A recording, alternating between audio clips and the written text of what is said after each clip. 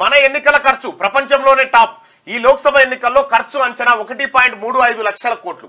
EC ప్రభుత్వం పార్టీలు అభ్యర్థులకు కలిపి లెక్క కట్టిన నిపుణులు 2019లో 60,000 కోట్లే. ఇప్పుడు అంతకు రెట్టింపు కానున్న ఖర్చు. దేశంలో 96 కోట్ల ఓటర్లు.